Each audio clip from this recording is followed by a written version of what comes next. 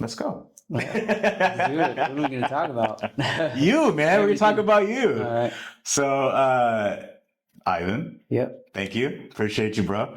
I really, really wanted to get you on here, dude, because you got some exciting shit coming up, dude. You know, and it's really cool, dude. Like, you train jiu-jitsu at 10th Planet with me, but you also do MMA training elsewhere, and you're part of a U.S. team, if I'm not mistaken. What's the name of the team? I'm sorry. It's Team USA, and it's for Pankration. Okay, that's what I was like. Well, I knew there was something more than just USA. Yeah.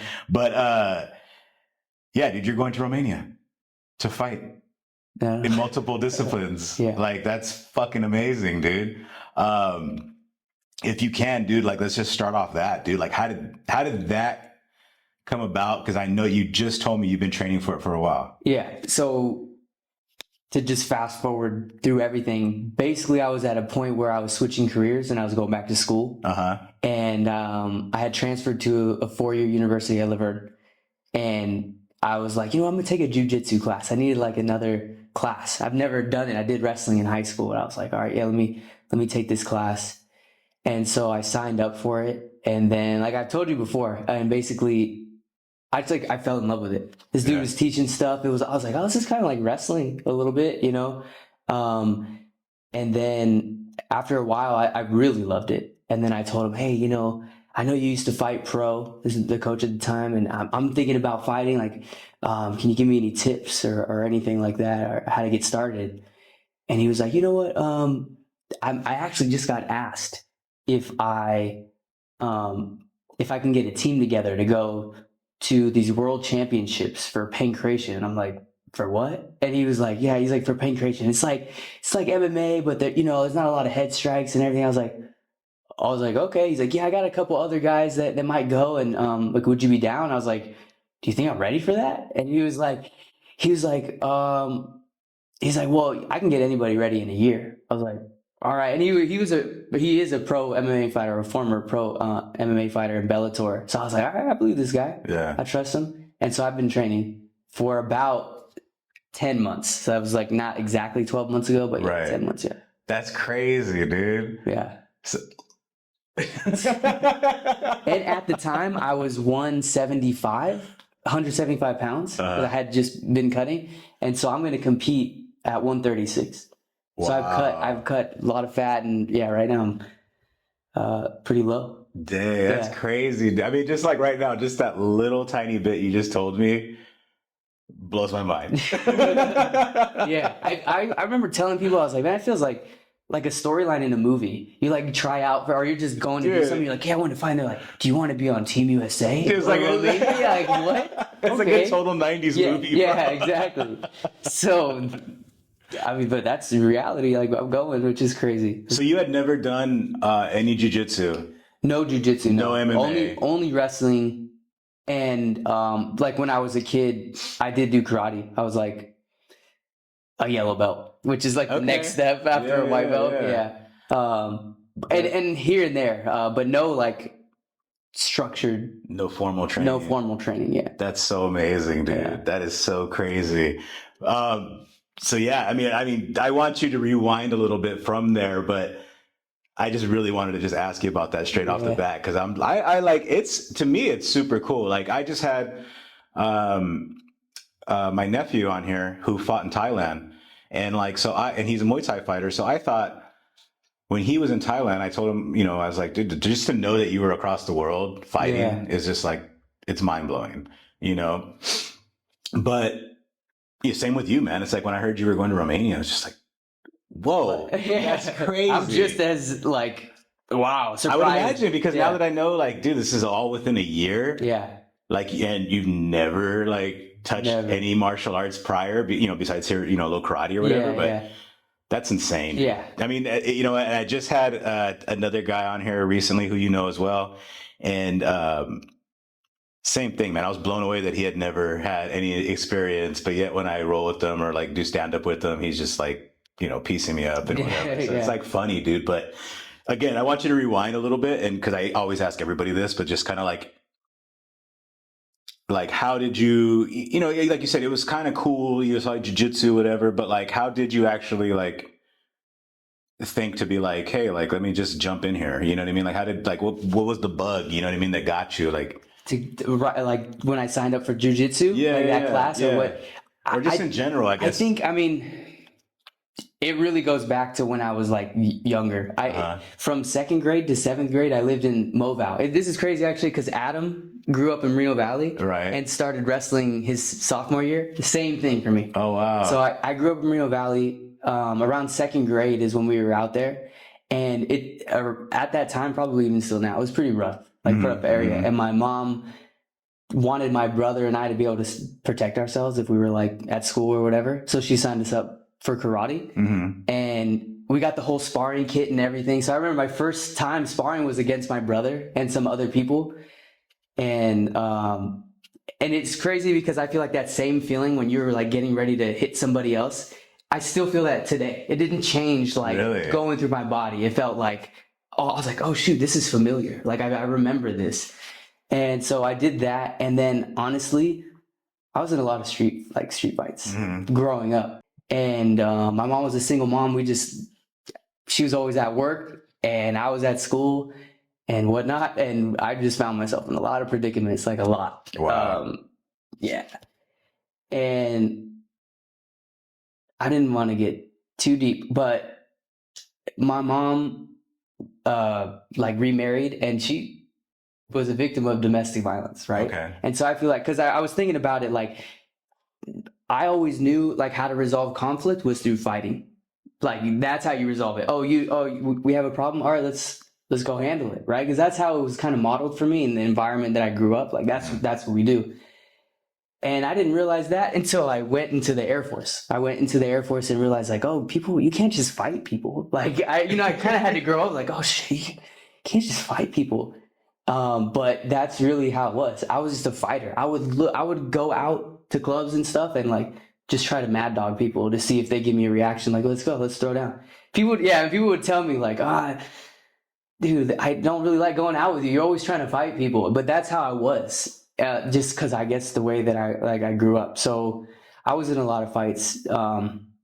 But in high school, I did settle down like doing wrestling, and I loved it. Loved wrestling. And so I went to Chino High, and I had tried out for soccer in 9th grade, and I didn't make the team. And so I was sitting outside of school waiting for my ride, and this dude comes out of the gym like, and he was my neighbor, and he was like huffing and puffing. I was like, yo, what are you doing? What are you doing? And then he's like, oh, I'm in wrestling practice. He's like, you should do it. I was like, what? And he's like, yeah, you should do it, bro. I was like, nah, I'm little, man. Like, I was 88 pounds. I was 5'3". Yeah. In 10th grade, I was 88 pounds, 5'3". In 9th grade, I was probably smaller than that. Wow. Yeah, I was small. Okay. And I was like, nah, I'm too small for that. Like, I don't think... I had just felt defeated because I didn't make the soccer team. I felt small. I felt like I couldn't kick as hard as everybody else. Like, dang, man. But he was like, yeah, you should try. He's like, no, it doesn't matter about size, dude. He's like, we have like all different weight classes. So I was like, okay. And I just like kind of ignored it. And then the next year there was a new wrestling coach, and he came to recruit people on the football team. I also played football. I was that small. Never played. I was on the team though. Right. And he's like, yeah, we're starting up this new wrestling program. I'm the new head coach. Why don't you guys come and try it out? See if you even have what it takes, right? I'm like, all right, let's like check it out. This dude had recommended it, my neighbor. Let me go try it. And it was a crazy tryout, like crazy. It's wrestling. Like we were doing sprints on the football field. People were throwing up. I was throwing up. I was like, dude, this is actually pretty sick. And anyway, I joined the team, and I was 88 pounds, and I made varsity. Because I was the only one who could make one. Oh my God, that's so funny. You and Adam. I said, yeah. When I was listening to his thing, I was like, dude, this is the same situation. And so I wrestled. I was horrible. I got pinned every single match, like every single match. And then I wrestled all year round. All year round, I went to any open mat I can find. I went to a Cale Sanderson camp, it was a camp. It was like at Cal Poly Pomona. I went with a bunch of friends. We did that. I was like nonstop wrestling. I wanted to get good at it. And Yeah, dude, I just when I find something, I get obsessed with it. Like Yeah. I'll start researching all the types of shoes and singlets you can get, or like with jujitsu, like, all right, let's see what kind of shorts there are, what kind of like what do you need for this? And then you just like research, watch videos. So that's what I did with that. So I was just doing it year round, nonstop. Next year, I made it to CIF and got like an award from my coach. And he made a speech saying, he's like, last year I could have bet my house that he was going to lose every single match. But this year he really stepped it up. And he like called my dad. I was like, oh, cool, thanks. And that coach was cool, like really cool, really good role model. But he was 35. And one day we had a practice during the summer or something, and he was there showing us a move. And then the next day he wasn't there. And our coach was like, another coach was like, oh, he's sick. He's sick. He's in the hospital. We're like, oh, okay. All right. And then like a couple days passed and they were like, oh yeah, he actually died. It's like, what? Like, yeah, he had cancer and he was a fit dude. And so the doctors thought that he can take more chemo than he should, or that he could handle it. And he just died. Wow. What? And yeah, that was pretty crazy. He was also my history teacher. And we would walk like after history class to the wrestling room and we'd be just chatting. He's like, oh yeah, just being like a good role model and stuff. But he really brought that team they didn't have a wrestling room. They had nothing. It was a trashy wrestling program. He got us a wrestling room. He really built the whole program up. But anyway. No, man. Yeah, that's crazy. That's a crazy story, dude, about the coach, man. Like, yeah, that had to like really, really affected you and other members of the wrestling team. Yeah, it did. And honestly, I didn't realize how much it affected me until like I got way older. So it affected me a lot though. Don't get me wrong. Like I was like, oh my God, this is crazy. It was like the only male role model that I had at the time. And I have my dad, but like I didn't grow up raised by my dad. Right. And so this guy like really was there. Like if he didn't like, if you're fooling around in practice, he like, hey, I expect, like he expected more from you, not only on the mat, but like in person. And so, yeah, he was 35. He had two kids at the time. He was married. He left them behind. It was really sad. But so the next year, my team, it was my senior year. The next year, my team was like, let's dedicate everything to him. Like, some people got tattoos of his name and things like that. And that year I moved up to 112, 112 pounds, but no, it's okay. But I was 107. So they had a hydration test. And in the beginning, if you had a certain body fat percentage, you had to be hydrated, number one. And then if you didn't have enough body fat, then they wouldn't let you cut. So I weighed in at like 107 or something, and I had 2% body fat. So they're like, you can't go any lower than 107. So I couldn't even wrestle 103s, 105s, and I had to wrestle 112s. So even at CIF, when I made it that year, I weighed in at 107, and you could be up to 114 for the CIF tournament. So I was like 7 pounds. Would that make a huge difference? I mean, arguably. Yeah. I mean, I don't know. It depends. If you think about somebody who was like maybe 120 or 125 and they're cutting to 114, and even because they give you 2 pound allowance too. So it's like, I think, was it 114 and then maybe up to 116, 115, 116. So they could cut maybe and be a pretty stocky 114 pounder, and then I'm 107 just like naturally. So potentially they could have been like 10 plus pounds heavier than you maybe, at the match. At the match. Yeah. Maybe though, because they had to make weight again. So I don't know. I always thought it was an advantage for them. But but yeah, so I made it to like the second day of CIF, and I think they were taking the top 6, and I got they were taking the top 5, and I got 6th, I think. Oh, yeah. That was my senior year, yeah. And that was the year that you guys, like you said, everybody was dedicated, putting everything they had into it. Exactly, and so that was. But I'm sure either way, like even you taking that number 6 spot, like I'm sure he would have been like through the moon about it. Yeah, 100%. Yeah, he would have been good. before he passed away, like I said, we used to walk from his class to the wrestling room, and he had said like, "Oh, what are you going to do after high school?" I was like, I was thinking about maybe joining the military. And he was like, "Oh," he was telling me a story about how he almost did. And he's like, "Oh, I think that would be good for you, blah, blah, blah."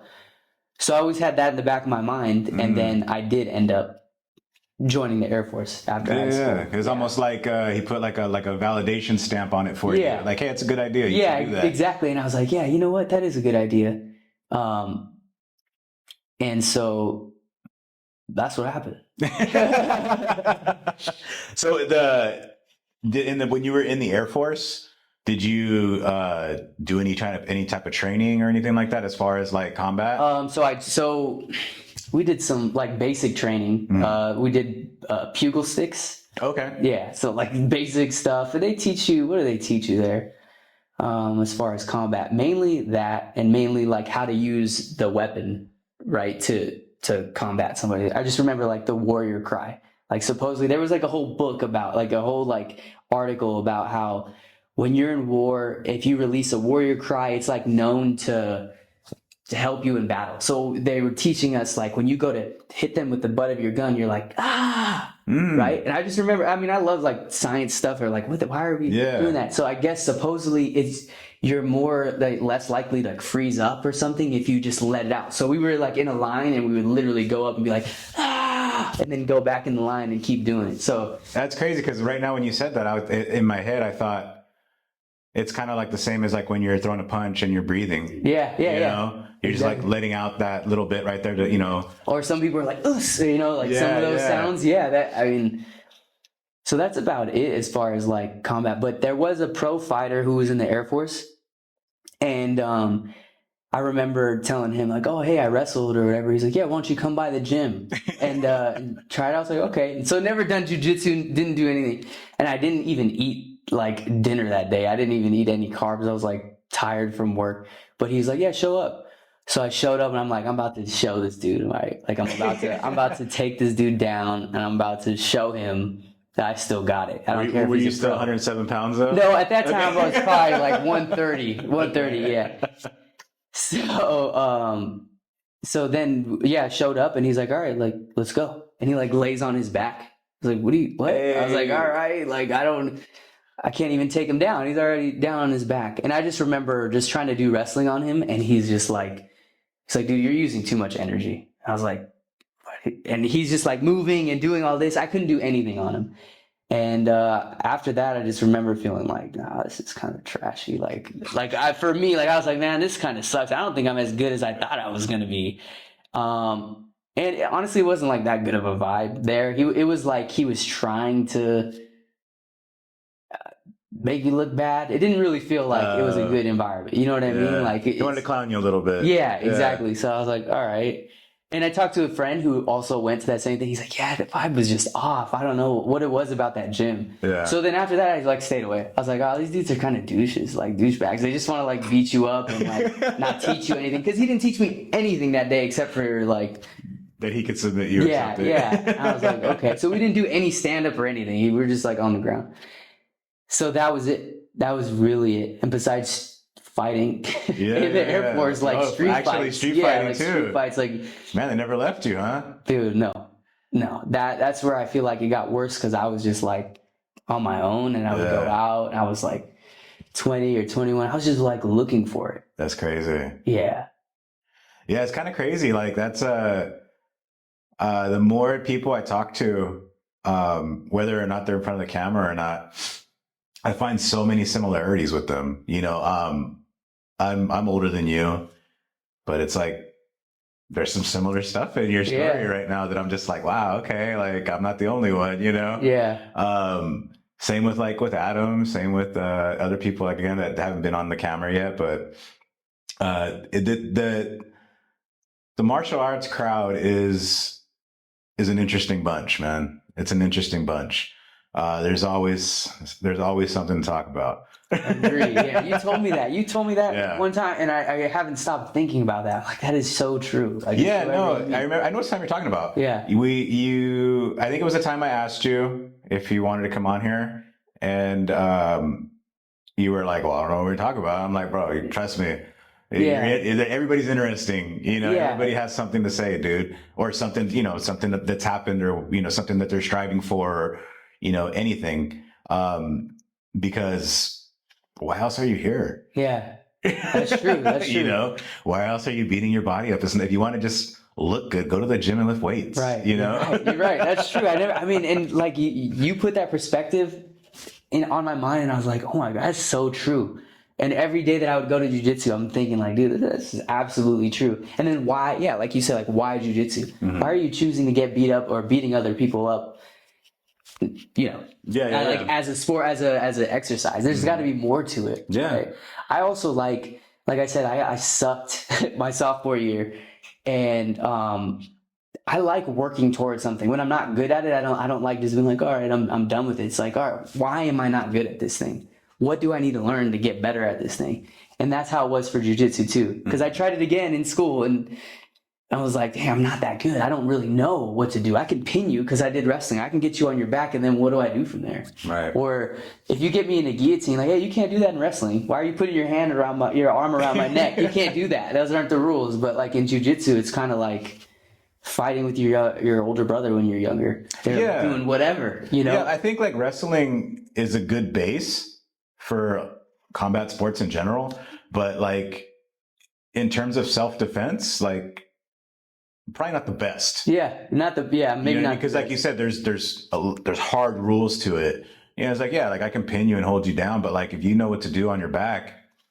Yeah, exactly. If you know jiu-jitsu or anything on your back, really. Yeah, I think wrestling you can hold somebody down. Like a really good wrestler, like collegiate wrestler, could take somebody down, hold them down, but not really. Wait, what do you do after that? Yeah, what are you going to do after that? If you don't know. Yeah. If you don't know what to do. Yeah. Because there is stuff to do. Yeah, there is. Yeah, exactly. But yeah. But no, I'm going back to like just the whole like interesting part and like what we were talking about, God, it must have been like 2 months ago already, maybe even more. I mean, like, again, dude, like how we started this, dude, like, you're going across the world to go fight, bro. Like, that's interesting as hell. Not everybody does that. Yeah. Like, you know what I mean? Just the same way, like, not everybody steps in the ring for a pro fight. Not everybody goes to Thailand to fight Muay Thai. Like, you're doing something that, like, a small handful of people get to do in this world, man. Yeah. And it's amazing, dude. I really hope, like, that, if anything, gets in your head, like, that stays in your head, bro. Like, that's an accomplishment and a half, dude. But the way you got chosen was really crazy. Yeah, it is crazy. It is crazy. And, like, going to compete, I think there's more to it, too, than to just be like, oh, I'm going to go compete. It's like you have a goal to work towards, like I said, and you're like, how do I get there? How do I, and not just go and just compete. I don't want to just be there. Mm-hmm. How do I go and win? Yeah. And then what are the steps to get to win? All right, let me go compete. Let me see where I'm at right now. Like, oh, okay, cool. That jiu-jitsu tournament was hard. Or like I go to this open mat, like, man, that guy's really good. So then what do I need to do to get there? And then go to stand up and start fighting some like pros or fight some other people like, oh shoot, okay, what did I do wrong? And then how do I get to where I want to be? And I think that's the biggest thing for me. It wasn't just like, I want to go to this place and compete. It's like, I want to go to this place and win. Yeah. Well, I think you have to have that mindset, right? Like, if you're going there just because you like, I want a free trip or something, which isn't free, but you know what I mean? It's pointless to go out there then. Yeah. Just like, you're going to go over there to get beat up? Like. Right. But I feel like there are people that like, be like, it's a great opportunity to be there, like, oh, I made it to this point. And it's like, for me, I'd never been that way. It's like, if I'm going to go, I'm going to win. I want to win, I should say. Yeah. Whether or not that comes off like arrogant or what, I feel like that's. But, no. Like, I want to go. What are you doing it for? You know what I mean? If you're not trying to win, like, like you recently just did a fight, right? Yeah. Or fights. Tournament. Tournament. Which one was that? Because I saw you like with the medals, but I don't remember the name of the competition. So it was a random competition that one of my coaches had said like, hey, this will be a good tune-up before Romania. Oh, okay. I was like, okay. So I signed up for it and didn't know the rule set. So like with these tournaments, when they're MMA, you can't just be full on, all right, knees, elbows, everything's good to go. Like you can hit, there's a rule set. And so that one was You can do stand up and you can hit to wherever there's a headgear, like you can hit them on their face. But as soon as you get to the ground, there are no strikes. So it's like a full on grappling match, but with gloves, shin guards in it, and a headgear. Oh, wow. Yeah. It's kind of crazy. Yeah, it's crazy. It was cool. Like, oh God, because I would feel like pause. You know what I mean? Like, okay, we're on the ground. Like, switch it up now. Yeah, that's kind of cool. I mean, cool and like weird to kind of wrap my head around because I've never done anything like that, so that's probably why. But yeah, it is weird, especially when you're in the moment. Like even at one point, like I was trying to stand up. This dude had me in a headlock, and I'm trying to stand up, and I'm like, all right, I'm gonna knee him right now. I'm about to knee him in his body. Like, wait, I can't knee. Okay, shoot, right, and that's all happening as we're grappling or whatever, and so it is hard. Or you're like, oh, I can't. All right, I can't hit him here. So where am I going to hit him? And then I'm thinking about that. It does make it difficult, like a different rule set. Yeah, because you really got to keep a cool kind of collected mind because you have to adjust as you're going. You know. Yeah.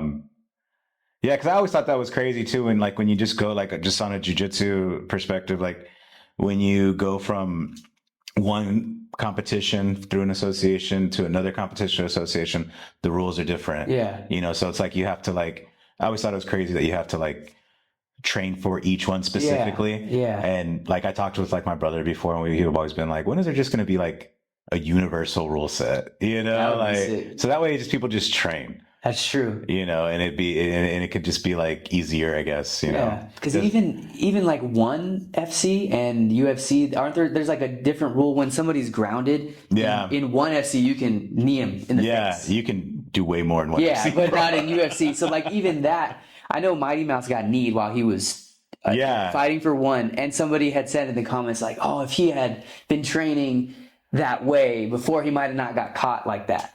And I mean, whether that's true or not, I just think that it would be kind of cool to have like a streamlined rule set. But you know, it is what it is. Yeah, the rule set is for like ONE FC. I believe you can like, I think you can soccer kick them. Oh, really? Can't you? I think so. I don't know the rules. Yeah, it's crazy, dude. Like you could do like crazy elbows. You could do like, you know, hit them when they're down, like all that bullshit. But they're I feel like it's like everybody just like when they have their own thing, they just want to be different just to be different. Yeah. You know, because like who wants to be like, oh, well, we're going to be the same rule set as this.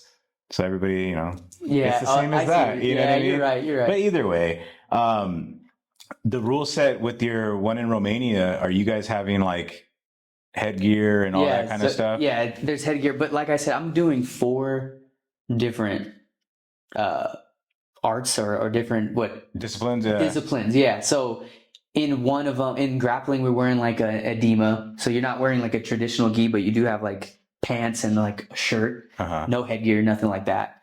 And then for full contact MMA, you wear a rash guard and shorts. You have 6-ounce MMA gloves and headgear and shin guards. And you can't hit to the face specifically, but you can hit to the head. You can head kick.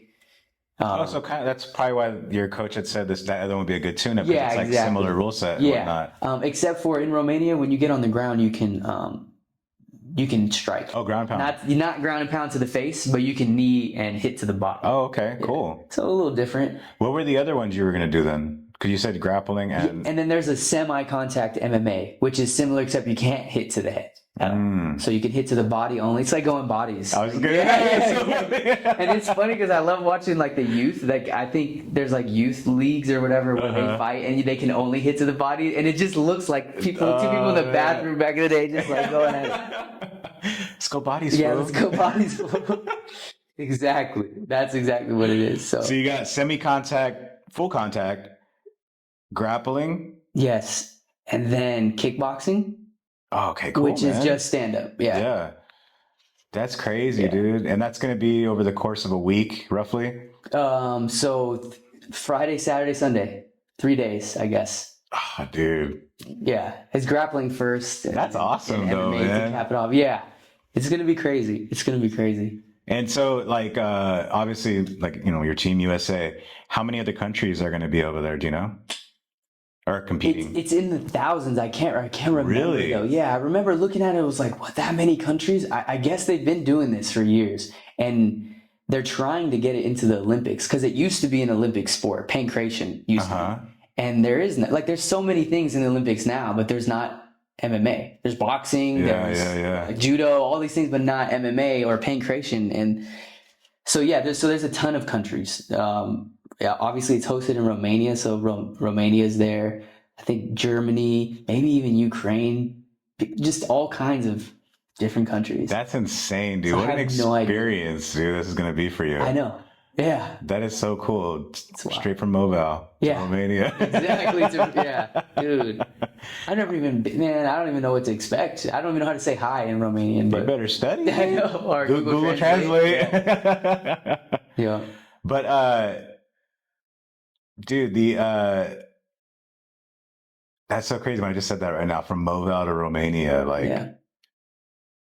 didn't that feel wild? I mean, when you say things, it definitely makes me think, man. Like when you say some like quick little things that make me think like a lot. But yeah, when I think about it like that, like 100%. Yeah.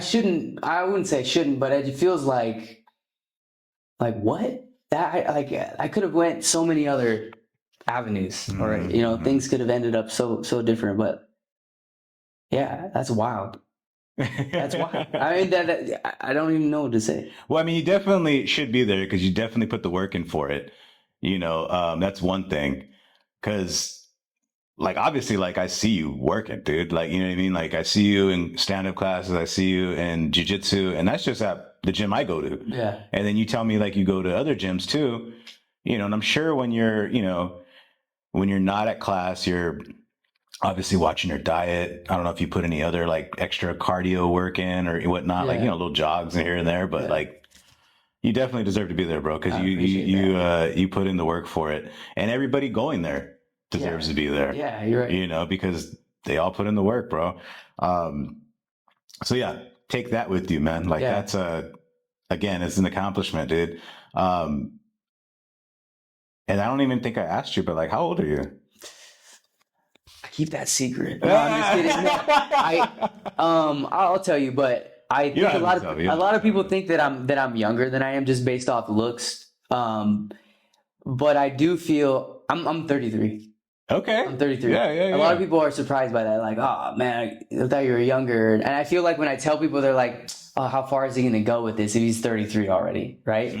But I feel like because I was in the Air Force for 6 years, I somewhat lost that like 6 years of being able to figure things out that I wanted to do.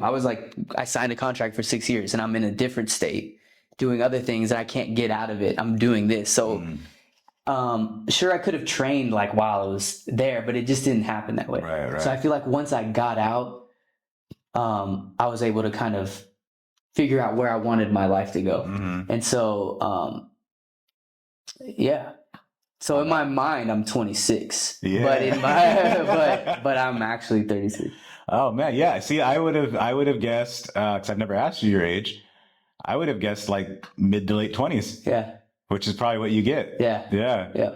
That's crazy, dude. That's how I feel. Well, I mean, it's probably because the people that are saying that probably don't see guys in their 30s doing things that you're doing. Yeah. True. And you obviously, people that take care of themselves look younger. Yeah. Yeah. I mean, that's real. You know what I mean? No, that is true. But dude, at 33, bro, like that's prime. Yeah.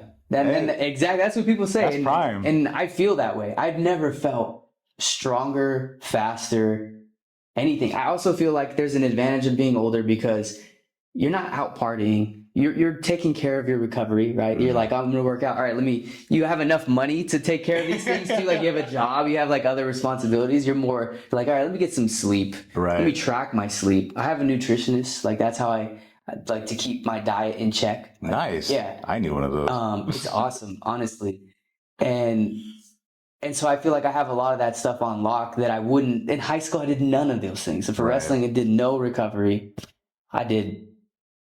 My diet was horrible. I was always underweight, so I'd be eating Del Taco. I could eat whatever I wanted. Yeah. Like And so, Adesanya walking up with a pizza at yeah, weigh-ins. yeah, exactly.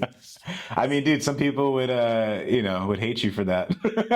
They did, and they used to say it. Yeah, there was this song. I don't even know if you should keep this on the camera, but I remember I used to sing a song in the locker room, and it's anything you can eat, I can eat with butter. You know, like that song. Yeah, and so I would just sing it, and they're like, "Shut up," because I could literally eat anything. I was always underweight. Yeah, that's so funny, dude. But not anymore. Not anymore. No, because in 2020, I gained 50 pounds in like 4 weeks.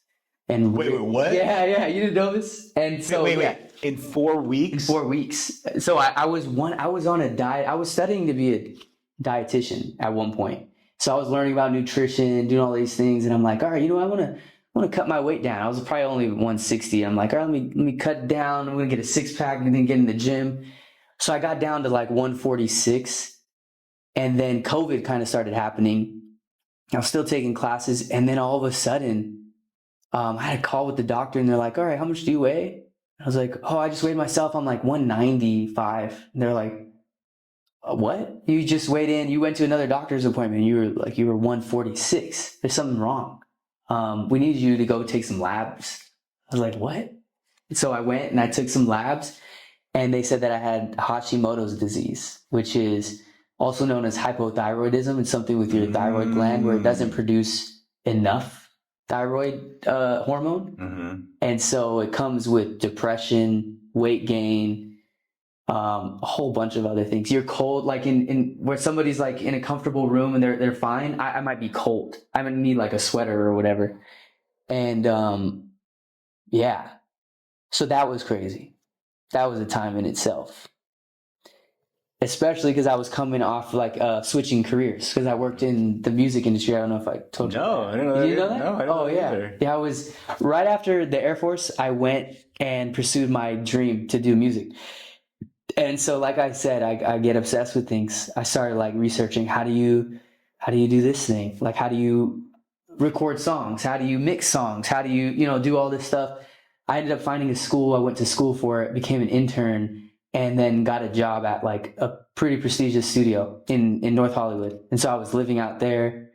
Also did recording, and I have credits on a bunch of like huge records. And that was a crazy time for sure. So it was just, I had no kids at the time.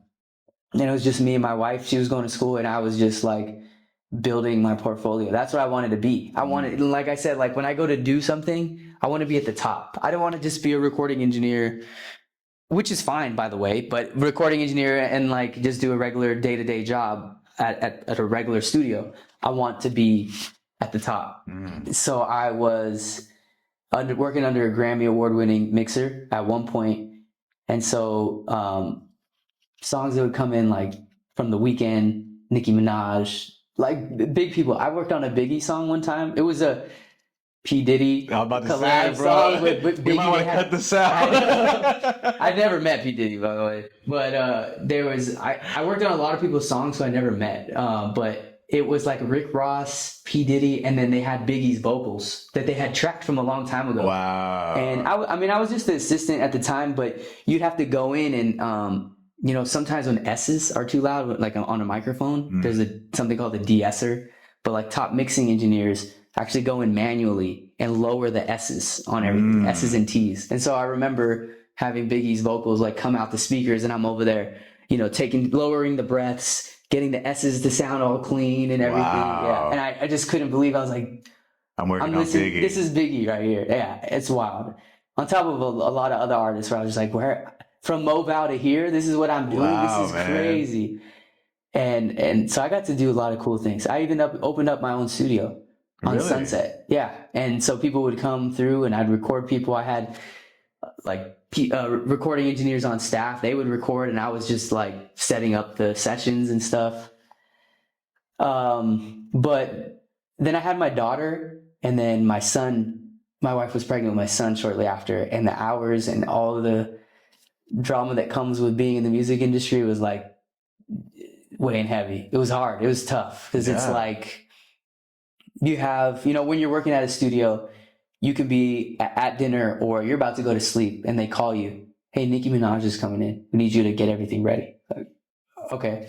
So you got to go in. Somebody's going to the grocery store to get the best looking grapes. Somebody's going to get rose petals that they're going to, or like a bouquet of roses. You peel the petals off, you put it in a glass vase, and you go put it in her room. Like all these little crazy things. Go set up the console, make sure everything's taped, make sure everything's clean, and then go in. And then she's there from midnight or 1 a.m. till the whole next day, maybe even overnight, and just staying there. And so those hours, it started to get like a little out of hand with the daughter and everything at home. So it sounds like almost like a surgeon schedule, like know, just right? on call whenever they need you. That's wild. It was wild. It was wild. And Dude, so it's like, I kind of remember you did mention something about the music industry before, but not to what you just told me right now. Like, that's cool, dude. Like, I mean, it sounds cool, but also like, I know what you're talking about as far as like the hardships it would have brought for you and your family. You know? Especially working with P. Diddy, bro. Like, I did not work with P. Diddy, for the record. I'm just kidding. I do have a crazy story about him, but no, we're not gonna tell me afterwards. Okay.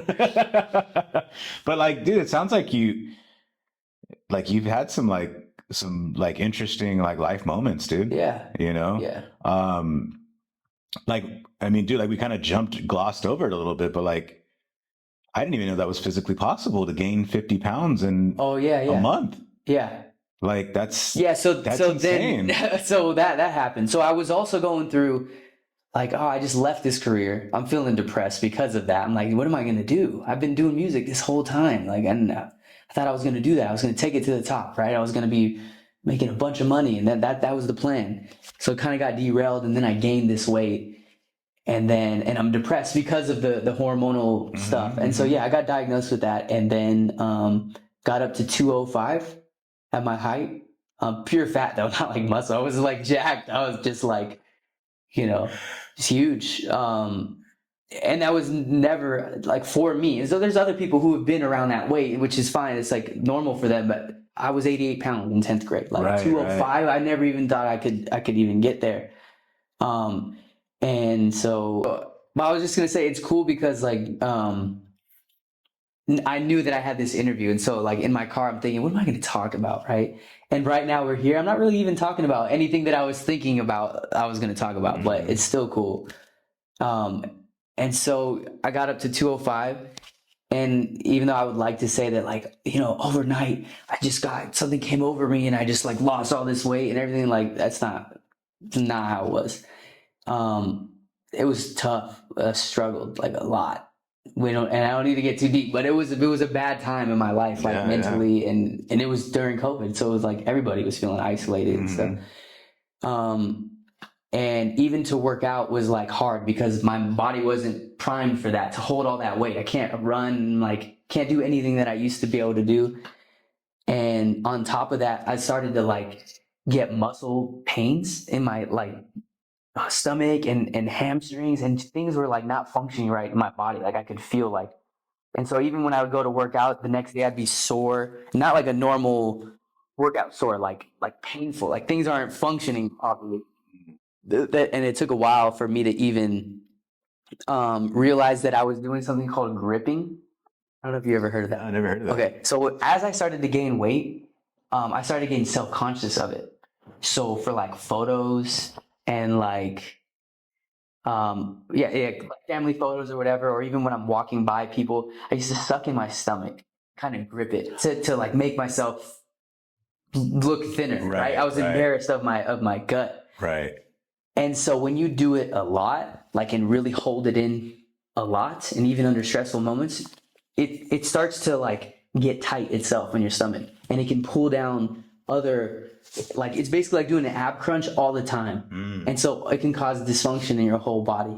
And so for like a year, maybe even 2 years, I was doing that, not realizing it. And I'd be like, I'd go to iron my clothes or something, like, oh my God, I'm in so much pain.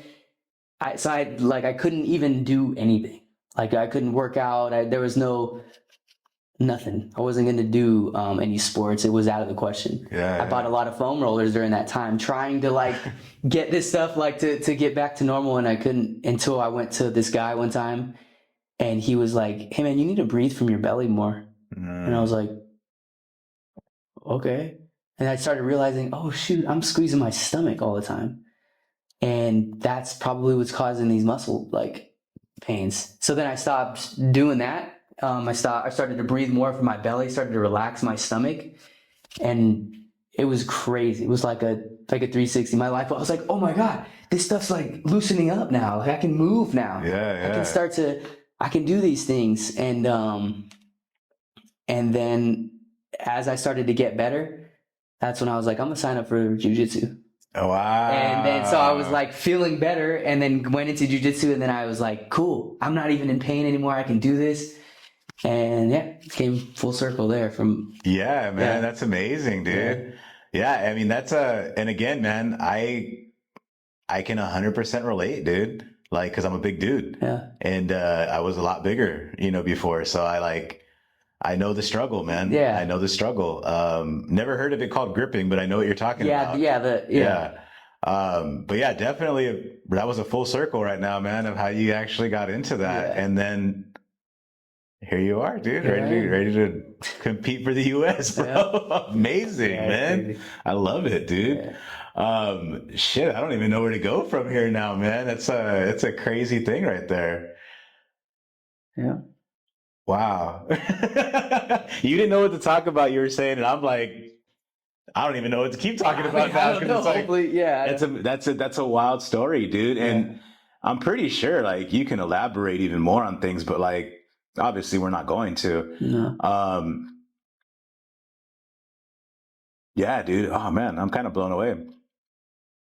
This is cool. This is the reason why I wanted to do this kind of stuff, dude. Is just because we're all interesting. Like I told you before, man. Like I guarantee you, there's going to be so many people that will watch this that we know, and they're going to be like the same reaction that I'm having is right now. Just kind of like, what? And I mean, that's why like I feel like this platform is so cool. I feel like for us, for the community, because there are a lot of people that go through stuff that maybe you don't even know. And you roll with this dude all the time, and you don't realize where they come from, their stories, right? And it's cool to have that perspective to realize like, oh, dude, this dude is like, he's been through it, but he's still here with me. We're still working out together. We're still doing this, and we're cool. Yeah. And like, like no matter what he went through, what I went through, like at the end of the day, we're grappling. We're two dudes or two whatever females people on the mat. Yeah, man. That's that's the thing that's really beautiful about martial arts, dude. Is the differences in everybody, dude, that you come across.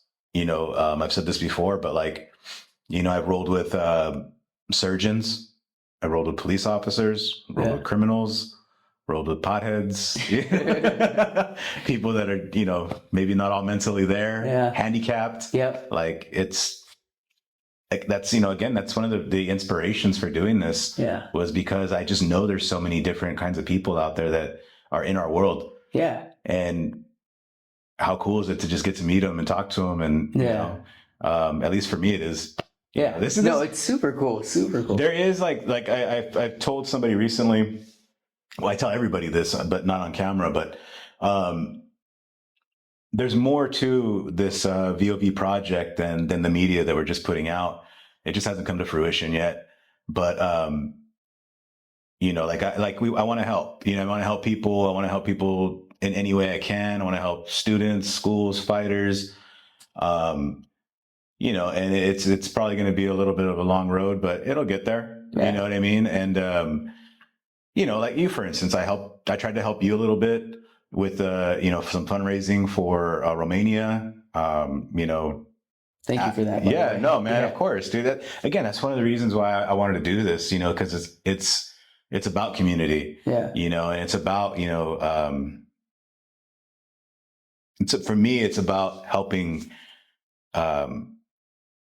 with people with something that I love. Right. I guess it's the easiest way I could say it, I feel like I should be on the other side of the camera right now. One day you might need to do that. Yeah, I might have to. Yeah, for sure, man. But yeah, dude, I think to be honest, I think I kind of don't even want to go more and more into your story because it was just that was a cool little bit we just had right now, man. Yeah, okay, That was cool. awesome, and I really appreciate you taking the time to come over here and sit down and chop it up with me and just kind of like tell your story, dude, and just like tell your story and then just kind of like what you're doing and what you've done and I guess we did touch a little bit on where you wanted to go, but did we? A little bit. I don't know. Did we? I don't know. What do you like? Yeah, we'll extend it from here then. Yeah. What do you want to do like in the next 5 years with this? Yeah, 5 years. That's good. It's cool that you say 5 years. Yeah, exactly. Where I've talked to a lot of people where I tell them my insecurity about my age, and they're like, I was fighting when I was 38. I was fighting when I was 40. There's people who were fighting later on in life. Jared Cannonier. Yeah. So, I feel like if you take care of your body, you can compete later on. Or even, there's a lot of people that are 35 now or maybe fighting when they're 19 or 20, taking a beating, whereas not so much. So maybe that's an advantage as far as like longevity. But I'll just say that at this point, I'm training like I want to be at the highest level. And so that's what I'm going to continue to do and see where that takes me. Mm-hmm. So I'm not going to say that I have like a specific goal of I want to fight for this organization or whatever. I want to fight at a high level. And I want to train like it. And we're going to see. We're going to see. I do have a roadmap literally in my phone of what steps I'm going to take and how I'm going to get to where I'm going to go.